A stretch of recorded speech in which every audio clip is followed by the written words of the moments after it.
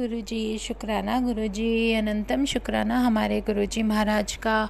ओम नमः शिवाय, शिवजी सदा सहाय। ओम नमः शिवाय, गुरुजी सदा सहाय। शुक्राना अनंतम शुक्राना हमारे गुरुजी प्यारे महाशिव, हमारे पूर्ण गुरुजी जब भी हमें अपना गुणगान करने का मौका देते हैं तो वो हमारे लिए एक गोल्डन अपॉर्चुनिटी होती है। सच में एक इतना प्यारा मौका होता है जो हमारे जीवन में हमें मिल रहा है। शायद हर किसी को ना मिले, लेकिन जो भी मौका हमारे भगवान हमें दे रहे हैं वो हमारे लिए एक सत्संग तो है, लेकिन वो एक तरीके का जीवन दान भी होता है। जो हमें हमारी लाइफ में सत्संग मिल रहे हैं या जो हम अपनी किसी भी संगत के साथ शेयर करना चाहते हैं तो वो एक अलग ही एहसास होता है और वो गिव एंड टेक इस तरीके का होता है। पता नहीं लाइफ में हमें कब क्या हमारे मालिक बख्श देते हैं, लेकिन जो सत्संग हमसे शेयर करवाए जाते हैं वो सिर्फ हमें जीवन दान देने के लिए होता है, हमारी लाइफ से कष्टों को हटाने के लिए होता है। उनकी ब्लेसिंग देने का तरीका बिल्कुल अलग होता है। तो जितने शुक्राने हम करें हमारे महाराज के उतने ही कम हैं। अभी रिसेंटली जो मैं आपको शायद पता नहीं लास्ट टाइम मैंने कुछ शेयर किया, बताया या नहीं बताया, लेकिन ये अभी सत्संग गुरुजी ने ही याद दिलवाया है कि इसी मंथ में 13 तारीख को सावन का ही महीना है संगत जी। मुझे अच्छी तरह से याद है लास्ट ईयर जब मुझे गुरुजी ने सत्संग बख्शा था, जाने का जो मौका दिया था, तो उसमें मैं डार्क ब्राउन कलर का जो भी ड्रेस मैंने डाली थी उससे रिलेटेड भी सत्संग था कि उस टाइम किस तरीके से मेरे इयररिंग्स जो थे वो गुम हो गए थे उस सत्संग में, और किस तरीके से गुरुजी ने ब्लेसिंग दी थी एक फ्लावर की जो उनके स्वरूप के ऊपर से मेरे हेड पर गिर के मेरी गोदी में आया था, लेकिन वो किसी और ने ले लिया था। तो वो सेम जो कलर था डार्क ब्राउन, अभी कुछ दिन पहले जब मैंने पहनना चाहा तो गुरुजी ने पहनने नहीं दिया। कोई कारण होगा, उनकी जो लीला है वो सबसे न्यारी है। नहीं समझ में आता वो क्या हमें किस चीज़ों से बचा रहे हैं, किस तरीके से प्रोटेक्ट कर रहे हैं, लेकिन जो चीज़ हम हमें नहीं करनी चाहिए ना, तो वो यूज़ करने भी नहीं देते, कारण कोई भी हो, किसी भी तरीके से हो। तो अब की बार 13 तारीख को हमारा मंदिर में तीज का फेस्टिवल था जो हमने बहुत अच्छे तरीके से मनाया, और उसके बाद मुझे एक इनविटेशन था कि मुझे जाना था सत्संग में, और पता नहीं क्यों अंदर से गुरुजी ने मन में इतने ज़्यादा भाव कर दिए कि भाई मुझे जाना है जाना है। तो मैं गई थी वहाँ पर और बहुत प्यारा सत्संग था, बहुत प्यारे दर्शन थे, और संगत जी सेम वही डार्क ब्राउन कलर का चोला गुरुजी पहन कर बैठे थे। मतलब वही जो सेम ड्रेस मुझे नहीं पहनने दे रहे थे अभी कुछ टाइम से, वो सेम ड्रेस वहाँ पर गुरुजी के चोले में मैंने देखी, और मैं उनको देखकर हैरान रह गई। लेकिन कोई तो कारण था जो गुरुजी ने मुझे वहाँ बुलाया, शायद किसी अनजानी पता नहीं किस चीज़ से उन्होंने मुझे ब्लेस किया, और कौन सी प्रोटेक्शन दी मुझे नहीं पता, क्या ब्लेसिंग दी हम जान ही नहीं सकते, क्योंकि उस भगवान की दी हुई ब्लेसिंग कभी कोई नहीं समझ सकता और ना ही कोई जानने की कोशिश कर सकता है, क्योंकि इतनी हद और इतनी औकात हम लोगों की है ही नहीं कि हम कुछ उसके बारे में समझ सकें।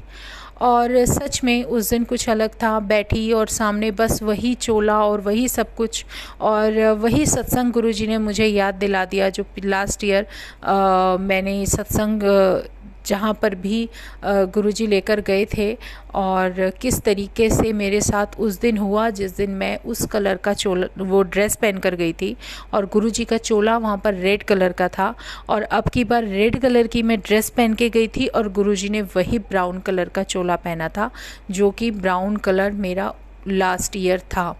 तो मतलब कुछ तो था जो मैं नहीं समझ पा रही थी, लेकिन मेरे मन में क्वेश्चंस बहुत थे। पर वही है ना, हमेशा की तरह गुरुजी महाराज कुछ बताते हैं तो उसका कोई मकसद होता है। उन्होंने मुझे वहाँ बुलाया, जबकि मैं कई बार से इनविटेशन आ रहे थे, नहीं जा पा रही थी। और सच में संगत जी, उस दिन मैं बिल्कुल ब्रांड न्यू नया क्लचर, उसी कलर का जिस कलर का गुरुजी का चोला था। गर्मी इतनी थी तो मैंने सोचा बाल फोल्ड करके मैं लगा लेती हूँ, और सच में वो निकाला और जैसे लगाने लगी थी वो टूटकर मेरे हाथ में आ गया।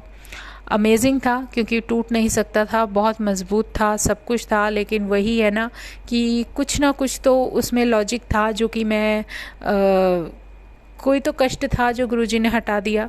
पर चलो, जय गुरुजी, शुक्राना गुरुजी, क्योंकि आपकी करनी हम ना तो कभी समझ सकते हैं, ना ही कभी समझ सकने के लायक बन सकते हैं। ये उनकी बहुत बड़ी कृपा है।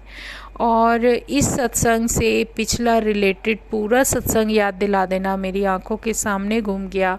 और वही उसमें गुरुजी रेड कलर की ड्रेस में थे, मैं ब्राउन कलर की ड्रेस डाली हुई थी। और इस सत्संग में गुरुजी ने डार्क ब्राउन कलर का चोला पहना था और मैंने रेड कलर का। अमेजिंग था। खैर चलो, कोई बात नहीं। जो भी कलर कंट्रास्ट जो भी गुरुजी देते हैं वो उनकी मर्ज़ी से होता है। नहीं, शायद रेड नहीं, ग्रीन था, डार्क ग्रीन, क्योंकि याद आ गया, क्योंकि तीज में हमें ग्रीन कलर की जो ड्रेस थी वो वेयर करने की के लिए दी गई थी। लेकिन जो ब्राउन कलर का चोला था गुरुजी का, वो ये समझ में नहीं आया संगत जी कि सेम वही डार्क ब्राउन कलर जो मेरी ड्रेस का था, और बिल्कुल प्लेन, स्मूथ, और उसी तरीके से लुक दे रहा था। और जब हम सत्संग में बैठे थे तो आप ये देखो कि मैं जितना टाइम वहाँ सत्संग में बैठी शब्द सुन रही थी ना, उन शब्द में मेरा मन नहीं लग रहा था। उन शब्द को सुनते वक्त मेरी आंखों के सामने वही पुराने सीन, वही पिछले साल वाला सत्संग घूम रहा था, जो कि मैं शायद भूल चुकी थी। क्योंकि बहुत सारी ऐसी बातें होती हैं जो हम लोग भूल जाते हैं, लेकिन गुरुजी ने उस वक्त मुझे याद दिलाया। और उसमें भी अमेजिंग ये था कि जिस कलर का चोला गुरुजी का था, उस कलर की ड्रेस जो मैं पहन कर गई थी, वो मुझे आज तक उन्होंने पहनने नहीं दिया। और उसकी जो डार्क ब्राउन कलर के ड्रेस की मैं बात कर रही हूँ, वो इसलिए थोड़ा सा अजीब है संगत जी, क्योंकि जो उसका दुपट्टा है ना, आप यकीन नहीं मानोगे कि उसमें अपने आप ही उस दुपट्टे के अंदर ऐसे होल्स हो गए थे कि जब सत्संग में जाना था मुझे, तो मैं हैरान थी कि ये कैसे ख़राब हो गया। लेकिन ड्रेस ख़राब ना हो इसलिए मैंने उस पर कुछ बीट्स लगाए जो मोती टाइप होते हैं, लेकिन मुझे वो एक जैसे ढूंढने पर सिर्फ वही मिले जिस पर ओम लिखा हुआ था, और वो मैंने लगाए, और काउंटिंग के मेरे उसमें 7 लगे। तो ये कुछ था जो नहीं समझ में आ रहा था, लेकिन जो भी हो रहा था कुछ ना कोई कारण होता है जिसे हम नहीं समझ पाते। जैसे मैं आपको बताती हूँ कि मुझे लास्ट टाइम उसी दौरान मुझे जो विज़न्स गुरुजी ने दिखाए थे, जिसमें उन्होंने अपने दर्शन दिए थे, और कुछ मुझे नज़ारे ऐसे दिखाए जो कि शायद मुझे हमेशा जीवन भर तक याद रहेंगे। उसमें एक था कि मैं गुरुजी की गद्दी के पास बैठी हूँ और मेरे सामने एक लड़की बैठी है जो कि शायद राइस वगैरह या कुछ खा रही है। तो उसका आंसर भी दिया कि जो भी वो विज़न मैंने देखा प्रॉपर पूरा, वही विज़न मुझे वही लड़की के रूप में अपने घर में दिख गया। गुरुजी की गद्दी के पास वो उसी तरीके से राइस खा रही थी जो कि मुझे पहले दिखा था। बहुत बड़ा मिरेकल लगता है कि हमें गुरुजी क्या दिखाते हैं। हमें गुरुजी हमारा आने वाला फ्यूचर, जो हम पल जीने वाले हैं, उन पलों से पहले ही अवगत करा देते हैं। ये उनकी बहुत बड़ी कृपा और मेहरबानी है जिसको हम कभी भी झुटला नहीं सकते। वो हमें क्या ब्लेस कर देते हैं ये हम जान ही नहीं सकते, क्योंकि वो जानते हैं हमारे लिए क्या बेहतरीन है। हम लोग क्या मांग कर सकते हैं, हमारी उतनी औकात ही नहीं है कि हम क्या सोचें या क्या सोच सकते हैं। तो ये उनका बहुत बड़ा एक ऐसा एहसान होता है हमारे जीवन पर जो हम कभी समझ नहीं पाते। जैसे अगर कुछ स्पेशल, कुछ सरप्राइजेज़ आपकी लाइफ में आने होंगे तो उनके आने का एक अलग ही रास्ता होता है। जैसे वो हमें इंट्यूशन देते हैं, आंसर देते हैं कि अब तुम्हारी लाइफ में सरप्राइजेज़ आने स्टार्ट हो जाएंगे या कुछ भी होना होता है। जैसे अभी मैंने शायद लास्ट सत्संग में शेयर किया था, याद नहीं कि इससे पहले वाले में किया, वो मेरे लिए कुछ अलग था कि जैसे मैं सत्संग शेयर कर रही थी तो सत्संग के टाइम जिस समय मैं कर रही थी इतनी डिस्टर्बेंस थी संगत जी, बहुत ज़्यादा। लेकिन पता नहीं वो और सबको भी फील हुई ना हुई, लेकिन मुझे उस टाइम हो रही थी और मेरे मन में अरदास निकल रही थी कि गुरुजी जो भी सत्संग मैं आपका करना चाह रही हूँ, प्लीज़ इसमें ये रुकावटें जो आ रही हैं, पता नहीं ये कौन सी रुकावटें हैं और किस तरीके से निकल रही हैं। और उस टाइम जहाँ मैं शेयर कर रही हूँ, मेरी बालकनी में पीछे जो बिल्कुल ब्रांच है ट्री की, उस पे कॉन्टिन्यूसली एक क्रो सिर्फ उसी टाइम आके बैठ के शुरू कर देता है बोलना, जो कि कॉन्टिन्यूसली तब तक बोलता है जब तक मेरा सत्संग चलता है। जहाँ मैं सत्संग अपना पूरा करके उठती हूँ उसकी आवाज़ आनी बंद हो जाती है। तो ये भी मेरे लिए अमेजिंग था। और एक आंसर और मेरे रब ने अभी मुझे कुछ दिन पहले दिखलाया था कि जब ये राइस वाला सीन था जो विज़न गुरुजी ने दिखाया था, उसी टाइम मुझे एक विज़न कराया था जो कि मैंने सबके साथ शेयर किया था। वो था कि मेरी जो विंडो थी उसके बाहर बहुत सारे जो हैं जो बैल होते हैं और गायें होती है, उनका बहुत बड़ा झुंड था जो मुझे दिख रहा था कि मैं उनके बीच में खड़ी हूँ और वो सब पता नहीं किस तरफ से आ रहे हैं और कितना बड़ा समूह है। और एक बार को मुझे दिखा था कि मैं अपनी विंडो के ऊपर खड़ी, विंडो के पास खड़ी हूँ और उनको देख रही हूँ कि बाहर जो चौराहा है वहाँ पर ये सब है। और उस सब को कैसे गुरुजी, मतलब मुझे मन में कुछ क्या आते, हम क्या सोच सकते हैं, हम सिर्फ नेगेटिविटी की तरफ जा सकते हैं कि यार ऐसा क्यों हुआ, गुरुजी ने दिखाया तो क्या हुआ होगा। नहीं, हमें कुछ सोचना ही नहीं है, क्योंकि उन्होंने अगर ये सब किया है या ये जो विज़न दिखाए हैं ना, तो उन विज़न से रिलेटेड हमारी जर्नी से कोई ना कोई एक ऐसी कड़ी जुड़ी होती है जिस कड़ी को ना तो हम समझ सकते हैं ना कभी किसी चीज़ से जोड़ सकते हैं। बहुत कोशिश करते हैं कि एक का आंसर मिल जाए और गुरुजी जो भी हमें समझाते हैं वो कुछ अलग ही होता है। सच में उसकी तो हम कोई कल्पना भी नहीं कर सकते और ना ही समझ सकते हैं कि ये सब क्या हो रहा है, कि एक के बाद एक जो विजन्स दिखते हैं या जो आंसर मिलने शुरू हो जाते हैं, तो वो कितने हद तक, किस हद तक हम लोग उस चीज़ में अपने आप को जोड़ पाते हैं और किस तरीके से वो आंसर मिलने शुरू हो जाते हैं, वो भी बहुत अलग और डिफरेंट होता है संगत जी, बहुत अलग होता है सच में।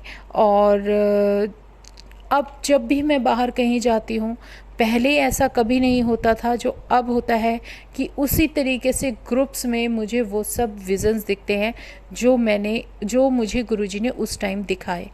मतलब उनका दिखाने का और जो हमारी लाइफ में होना होता है उससे रिलेट करना और उन बातों को, तथ्यों को समझना, उन कड़ियों को जोड़ना बहुत मुश्किल है, क्योंकि उनकी प्लानिंग और उनकी महिमा अपरंपार है जो हम कभी समझ ही नहीं सकते।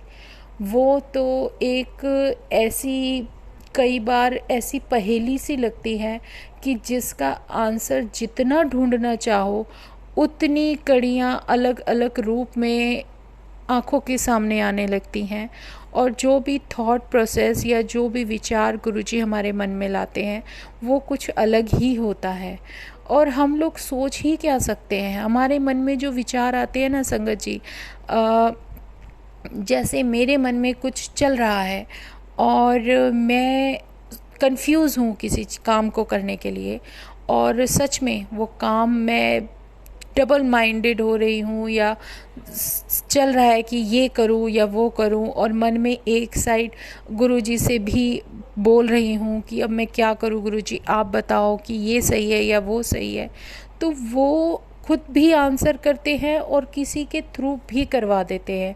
और ज़रिया कौन होता है? हम सब संगत होती हैं।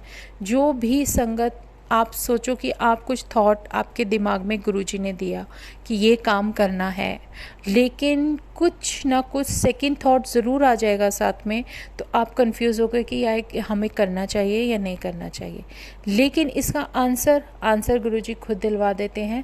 जब या तो किसी संगत का फ़ोन आपके पास आ जाएगा, उसका आंसर आपको मिल जाएगा, और या फिर आपको कोई ऐसा रास्ता दिख जाएगा कि अरे हमें तो ये ही करना था।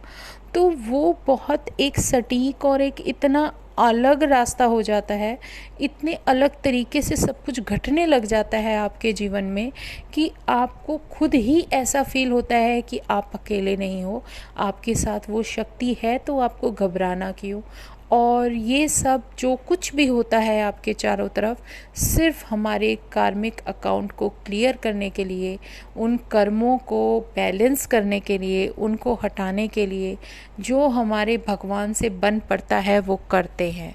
और वो किस तरीके से वो हमारी जर्नी के हिसाब से हमारे लिए प्लानिंग करते हैं, वो उनकी मर्ज़ी के अनुसार ही होने लगता है। लेकिन हमारे जैसे इंसान का उन चीज़ों को समझना बहुत मुश्किल है। लेकिन जो भी वो हमें दिखा रहे हैं या दिखाते हैं, उन बातों को, उन रहस्यों को जानने की जो हमारे अंदर एक इच्छा सी रहती है कि गुरुजी ये सब क्या है, या जो आप दिखा रहे हो तो इसका मतलब क्या है।